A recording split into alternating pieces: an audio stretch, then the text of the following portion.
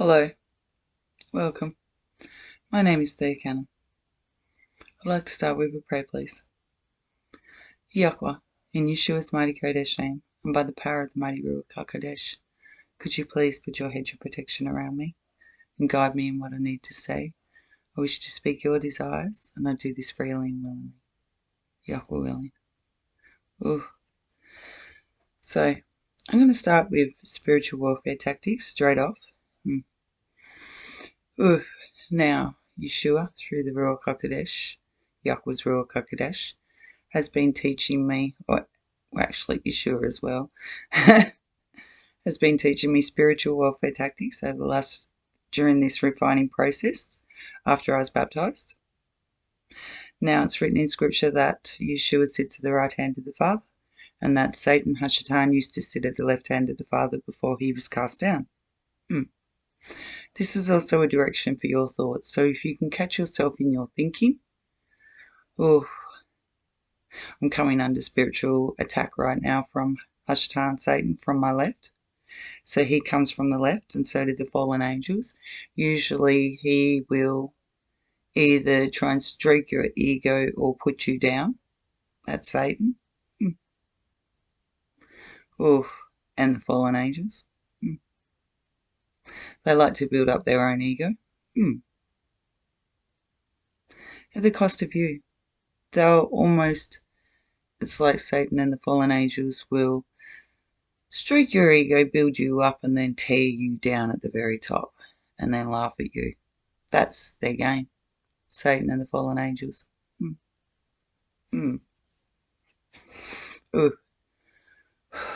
Yes, so directions. If you find yourself looking to the right, then you are speaking with Yeshua, Jesus, or the good angels. If you find yourself looking to above in thought, then you are speaking with the Father, Yahweh, Abba. If you find yourself looking down, then you are reading your heart. If you're looking straight ahead, then this is you. Must be a good one tonight, because Hashatan Satan is really coming at me from the left. So, yeah, they've gotten me to do some notes. Yeshua, the Elohim of Yahweh, the Father Yeshua, the Ruach HaKodesh.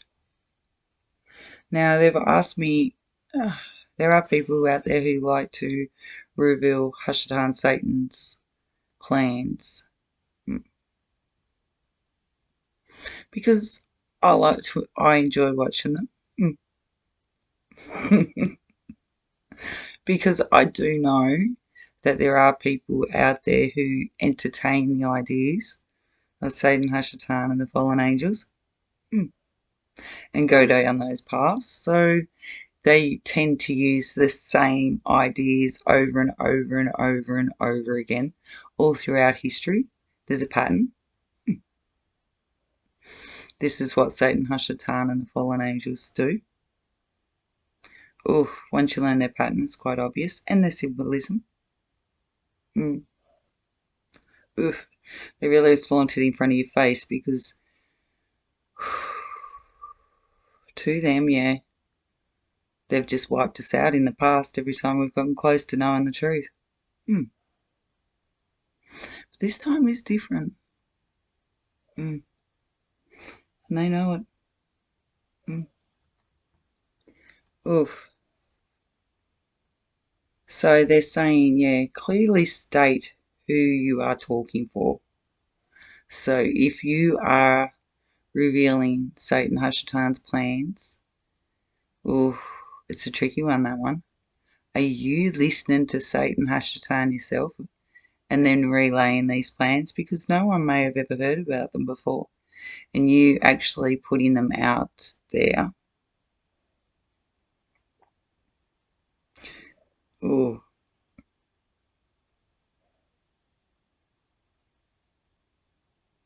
it's plans that no one knows about yet and haven't been said out loud.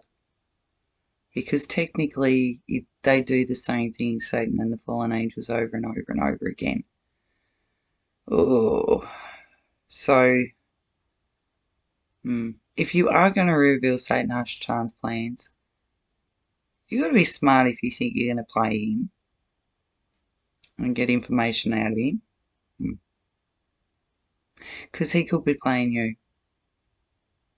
And then you've really got to know the people that you're getting your information out from, if you're not getting it directly from Satan Hashtan yourself.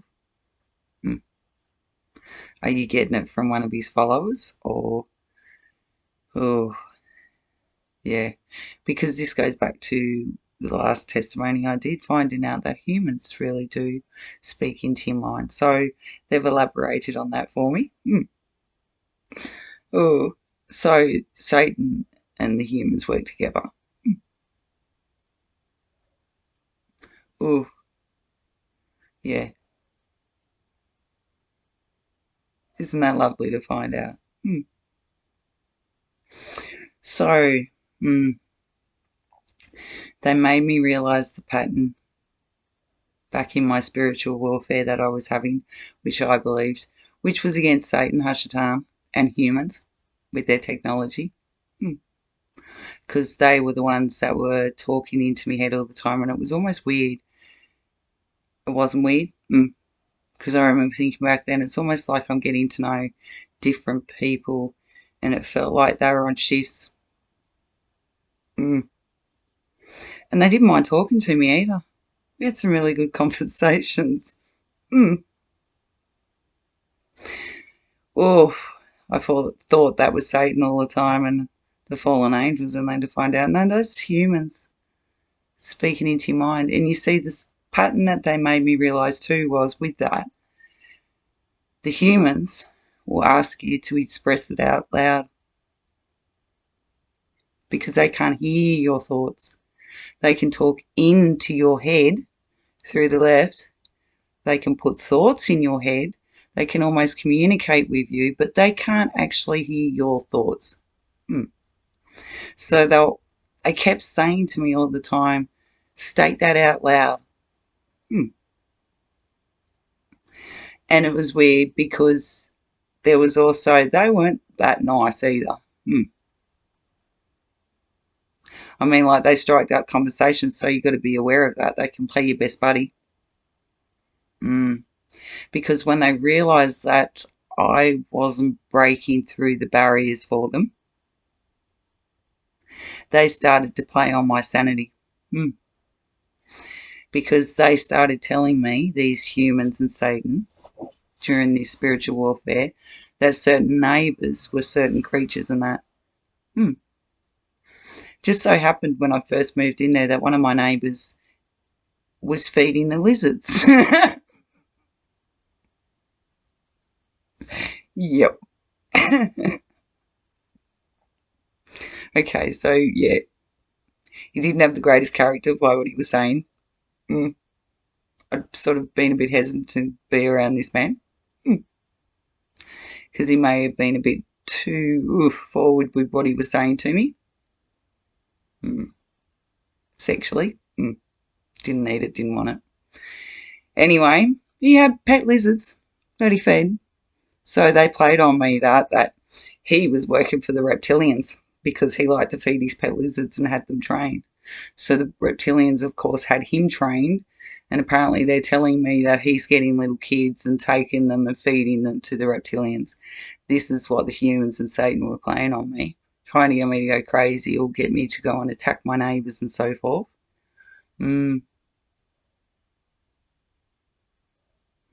Yep. And then they're trying to tell me that people are listening to you in your head. It's like one of those TV series where, you're being watched all the time.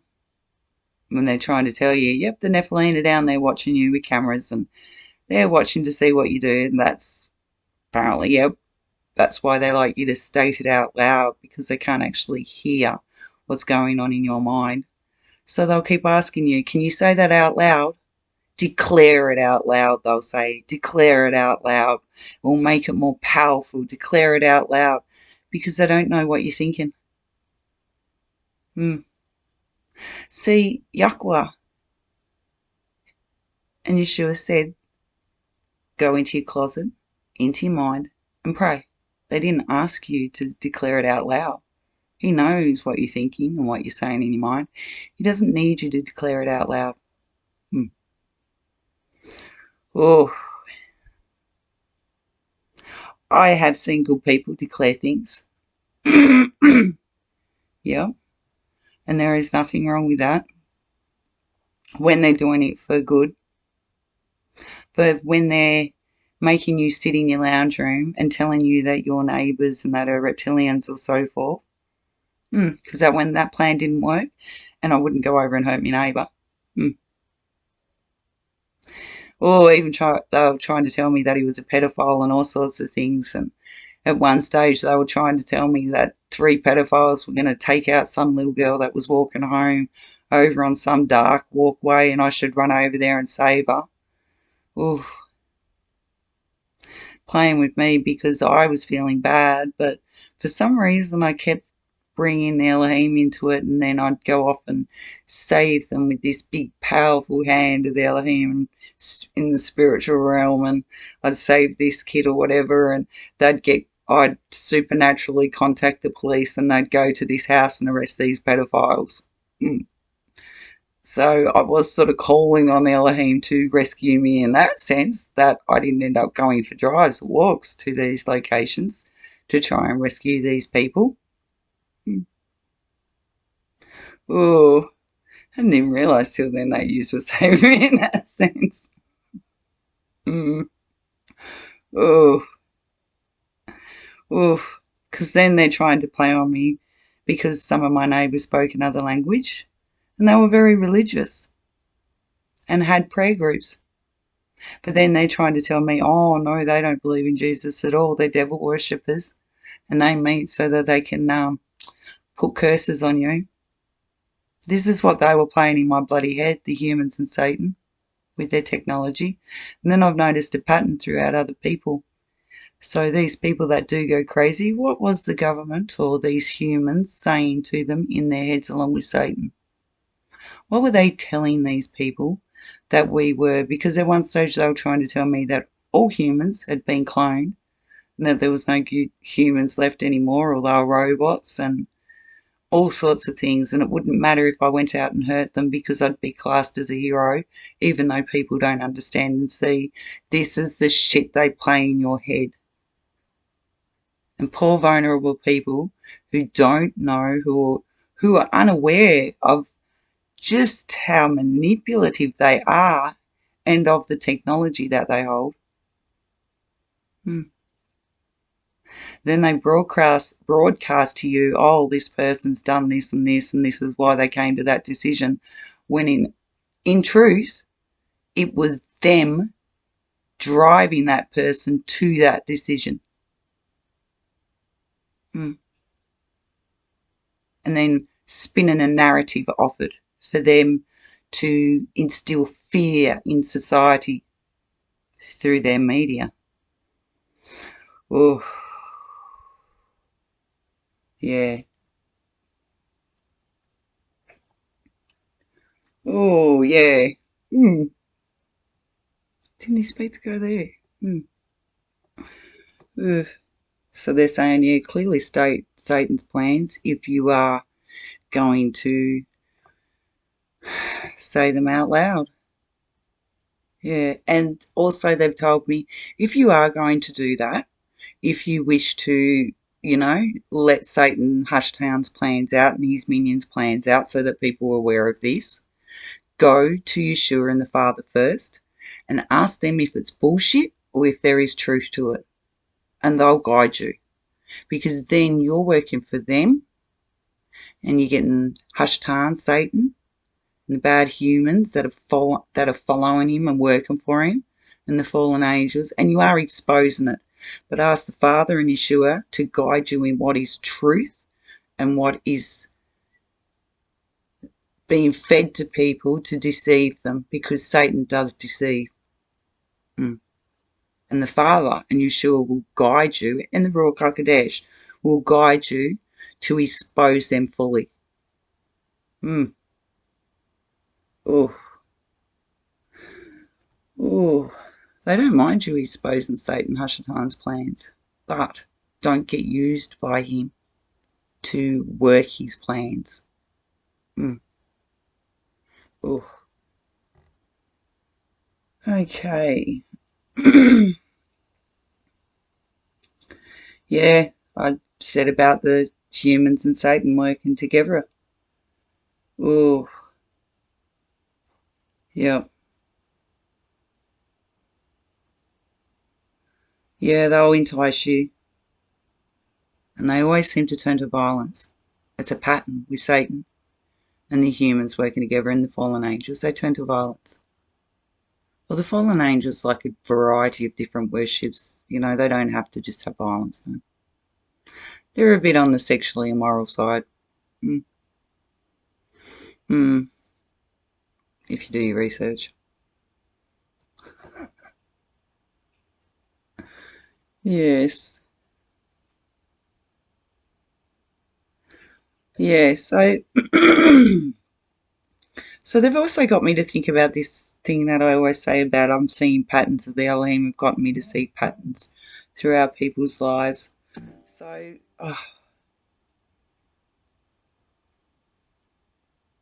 yeah, one of the things is I'm not allowed to judge the person. I'm allowed to look at the action that they did and the pattern that it had in the lives of others, but I'm not allowed to judge that person or any of the other people involved. They just want me to see patterns because, as Yeshua always pointed out to me, he is the judge. Yahweh knows all. I only know a small portion of it, something that maybe I'm seeing, so I don't know the whole story. And also I have no right as a human to judge that human. I can see the pattern of the sin and the hurt and pain that it's created, but I can't judge the person for what they did because there's a bigger picture there. And at the end of the day, I'm not their judge. Yeshua is. So I can't go accusing that person of things or saying, oh, look, how do I put that? If that person comes to me and wants to sit down and have a talk, a one-on-one talk and a heartfelt talk, then I'll be honest with them in what they need to hear. But I'm not going to go and create gossip and talk about that person with other people about what they're doing in their life, because that's not fair. I wouldn't like it if someone did that to me. Yeah. That comes back to I have had a lot of people come to me and want to sit down and have deep conversations. Sometimes can go for 2 or 3 hours. And I've had so many people come to me, it's unbelievable. And I believe they brought them to me. And we would open up our hearts to each other by sharing our own life stories. Oh, now I'm not going to tell you what they said to me and who they were, because I know I'll get in trouble from them for that, because that's not my story to reveal.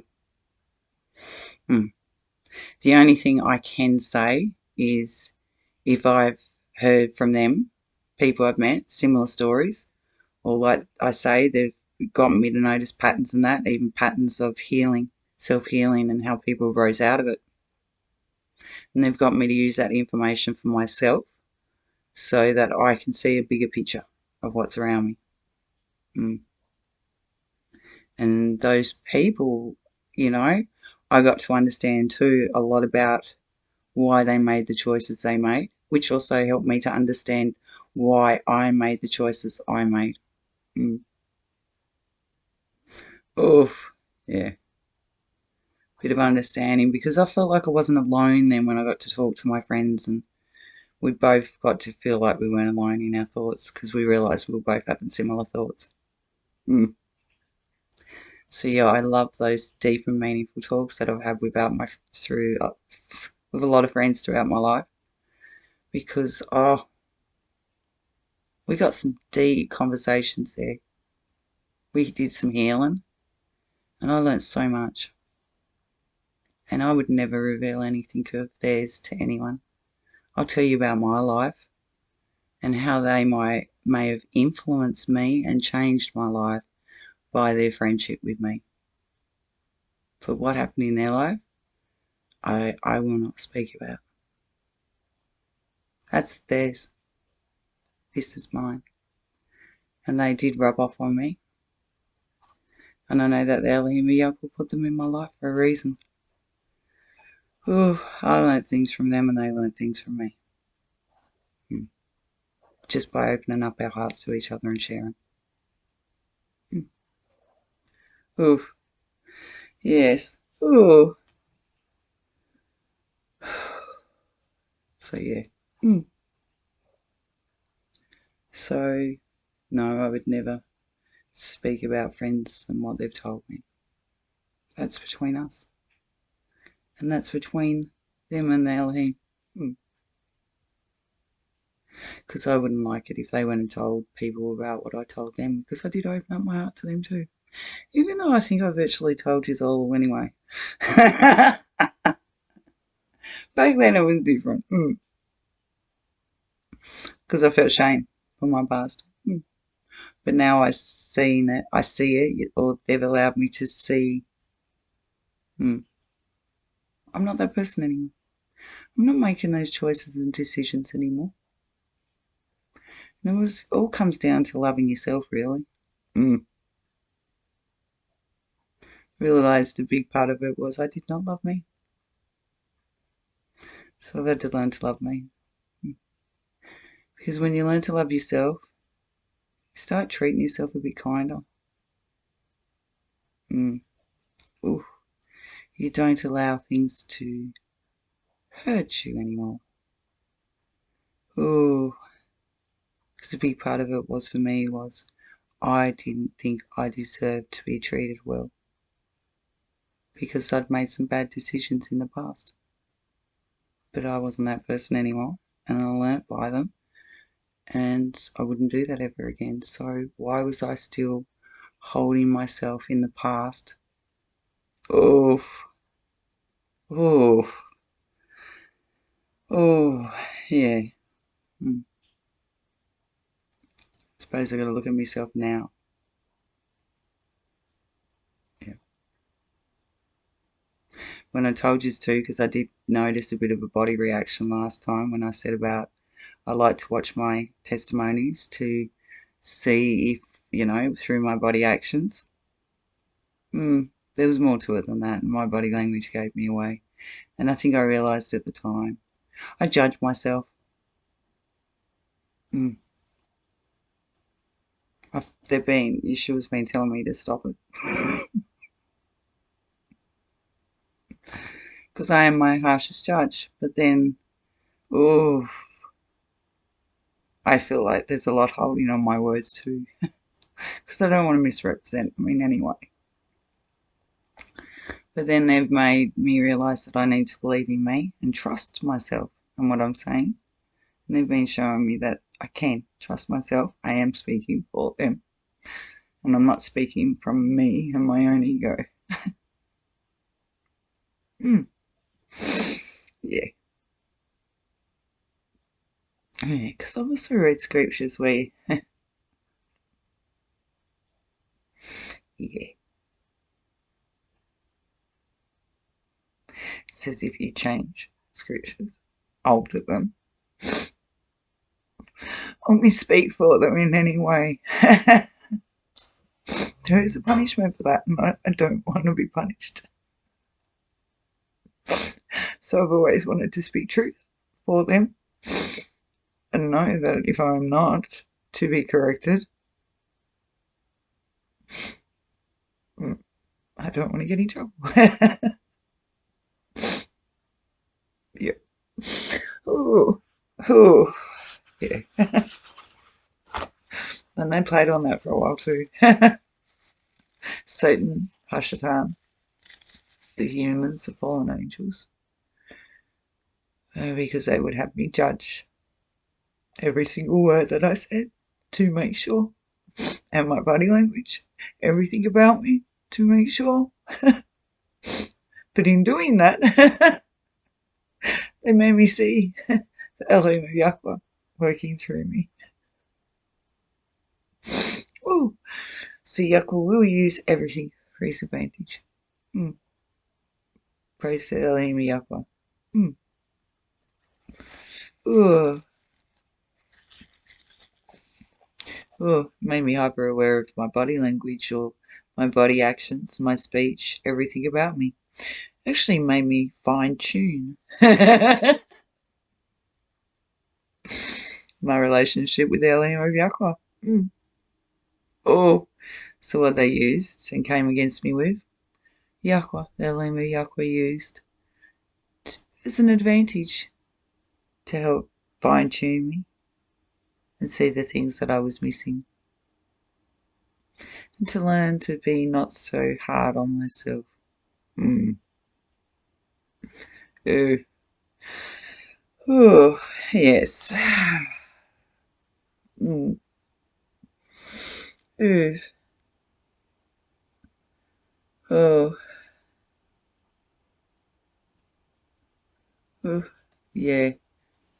I do love chatting with my friends for all those years and all the people that came into my life. We always walked away with healing and they always ended up in a better place, and so did I. Mm. It was a beautiful thing to see. Mm. Yeah, it was a bit of a, yeah. I've had a lot of people come in and out of my life. Yeah, I was there to help them and they were there to help me. But then they get good and I get good, and sometimes we end up going in different directions. They have a family and then they're off in their family, and my life takes a different turn. But they're always my friends, and I can always pick up a phone and give them a ring and they will answer and be there. 5 years, 10 years can go past. But honestly, when I pick up the phone, it's like I seen them yesterday. I love them. And I love the Elohim of Yahweh for giving them to me, putting them in my life. Thank you, Yahweh. Oh,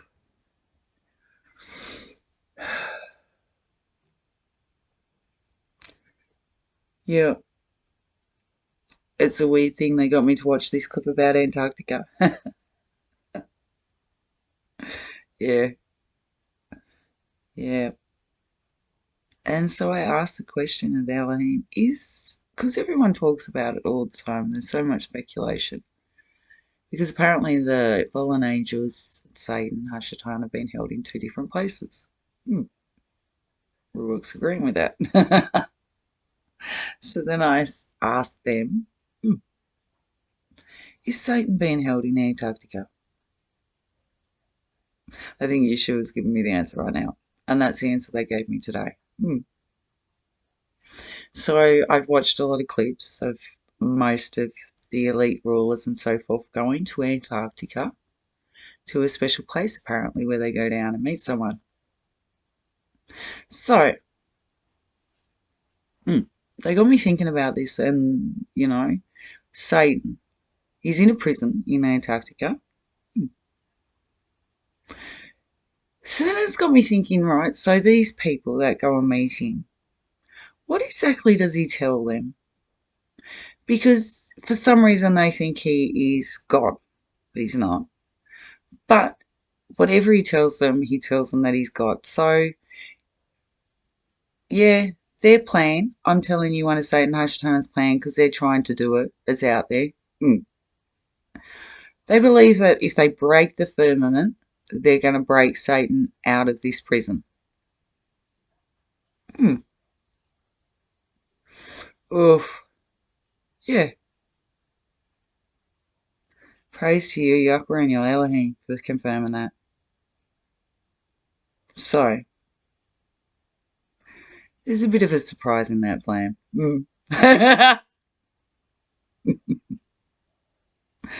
Oof. Anyway, yeah. So, Satan is there. The fallen angels, they're not there. No. They're up there in the firmament. But Satan did get cast down. So he's in Antarctica. And the elite have been meeting. So then they got me, I'm going to taunt him. Because he's meant to be God. Come on. You believe that. He's all powerful and all the rest of it. Because I know that he's a fake god, Satan Hashatan, in Antarctica, in a prison. Can't get out. That doesn't reason out. I mean, like, if you're a human and you could potentially write down on a piece of paper how this works, you've got fake God claiming he is real God, stuck in prison that he created, that he cannot get out of.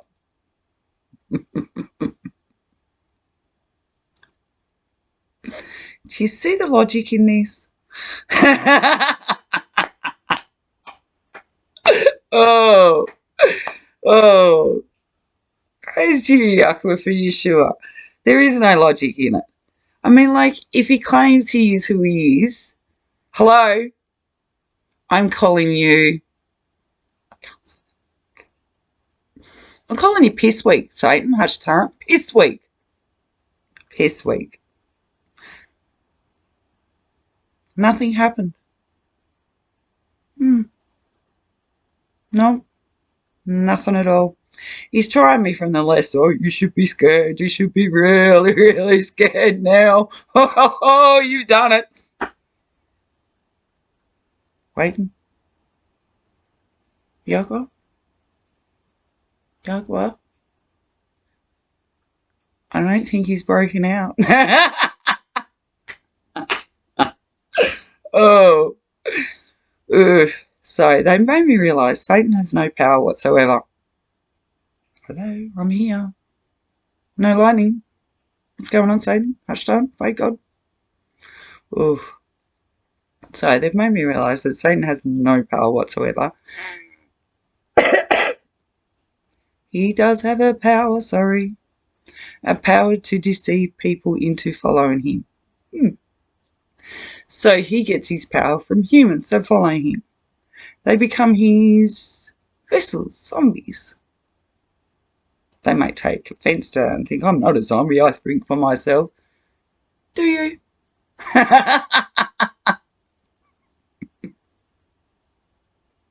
Oh. Ooh. So, yeah. So a bit of a taunting because they're telling me, like, come on. Break yourself out. You're all powerful. You've been trying for a while with your minions. Hasn't worked. What do you tell them? What do you honestly tell them and deceive them with to make them believe that you are who you're claiming to be? Because you're stuck in a prison you can't get out. Haven't they realised the only power that you have is when they do things for you? Or do you tell them that when you get out, you're going to take care of them?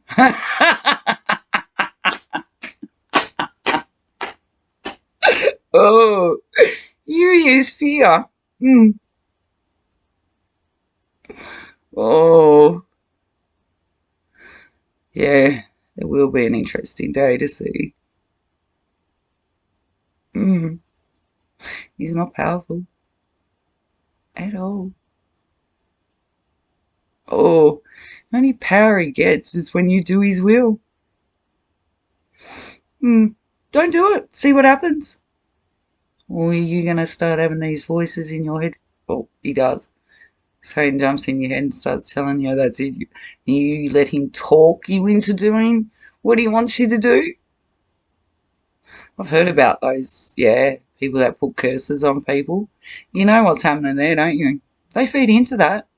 They believe that they are cursed. They aren't cursed. But they believe the thought that they are. And they allow a fallen angel, Satan, to get into their heads. And they live it out because they believe it. But it's not true. It's all a matter of what you give belief to in your thoughts. What track are you going down?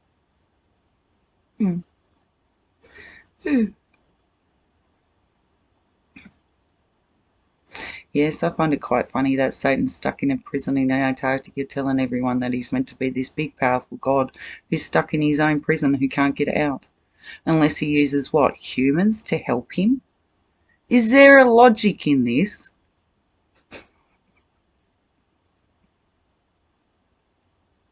Oh, oh. And Yakwa sits up there watching you and laughing. Oh, oh. That's shit you were in Yakwa. Waiting to see what you'll do next.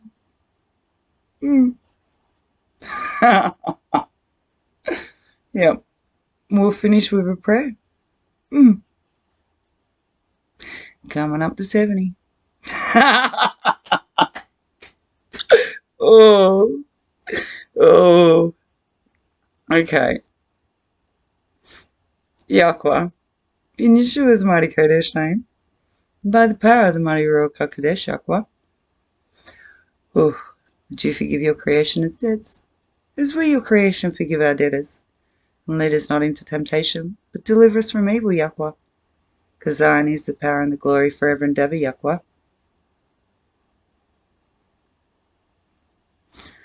Oh.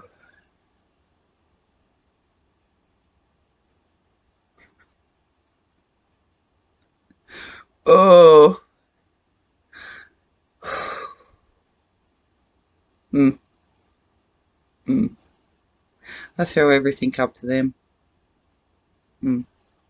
Whoever comes against me, whoever comes against any of the people of the Elohim of Yahweh, Yahweh throws it back into your face. In Yeshua's mighty Kodesh name, and by the power of the mighty Ruach HaKodesh, any evil plans will come back on you. Yahweh willing. Oh, so again. Oh, Yahweh. In Yeshua's mighty Kodesh name. Oh, by the power of the mighty Ruach HaKodesh, Yahweh.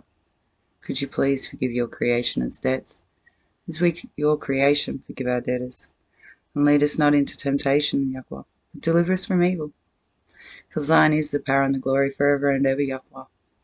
And Yahweh, in Yeshua's, your HaMashiach's mighty Kodesh name, could you please, Yahweh, and by your power of your mighty Ruach HaKodesh, Yahweh, could you let your desires be completed here on earth, as it is in the Shemayim, in your home. Oh, Yahweh, please, in Yeshua's mighty Kodesh name, and by the power of the mighty Ruach HaKodesh, the most mighty of all Ruachs, Yahwehs,